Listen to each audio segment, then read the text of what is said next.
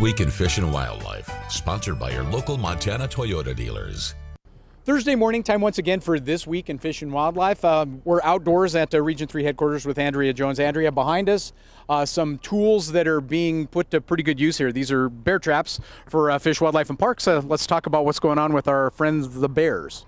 Well, the weather's warmed up. We're into certainly late spring, and we've got bears moving about now. A few weeks ago we were talking about them waking up, and now in the last couple weeks we've had some conflicts, not necessarily right here in Region 3, but in western Montana we've had to deal with some on the Rocky Mountain front and west. So just time to make sure that we are being vigilant, reminding ourselves to carry our bear spray, know where we're going when we're out recreating. Certainly, I've gotten out, we want to hike the M, we want to, even there, Drinking Horse, south of town here in Bozeman, and when you're out in the Madison, for sure, we want to be carrying that bear spray and know how to use it. If you are curious, you can certainly inquire about bear activity in the area. And some things that people don't do is they don't read the signs at the trailheads. They think, oh, they're the same, I've seen them all the time.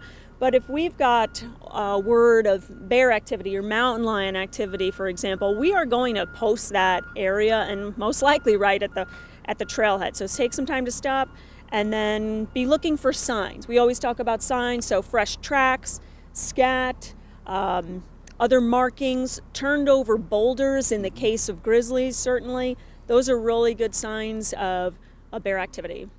I would think if folks are out and about too, that we've talked about this before, if you see something, let Fish, Wildlife, and Parks know too. That'll give you guys a heads up that they may be in some area that you hadn't gotten word they'd moved into yet. Right, well, especially if you see grizzlies, and we want to be looking for that hump, the rounded ears from a distance. If you could take pictures and mark down the location, that's helpful for our bear specialists. But also things like carcasses near trails. That's something that our folks or the Forest Service, if you're on Forest Service property, would probably want to know about, because that's a dangerous situation when you've got a carcass near a trail that's a protein source that might draw in grizzlies. Again, bear spray, you mentioned that, but those folks living on the fringes of downtown and that, I would think a good reminder about those grills and bird feeders too. Yeah, the drills, but yeah, absolutely. Bring in all those attractants for sure if you haven't already, because that's going to bring in that could bring in bears and other unwanted things.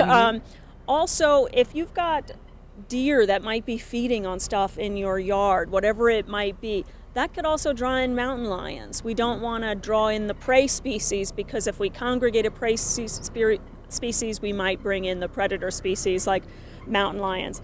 Again, on bear spray, it also works on things like mountain lions. Just a side note, like if you're hiking in the Triple Tree area or whatever, always good to have it, because it'll work on might work on an aggressive dog, it might work on an elk, things like that. Perfect. Again, Andrea Jones from the Montana Department of Fish, Wildlife, and Parks. This Week in Fish and Wildlife was sponsored by Toyota. Let's go places.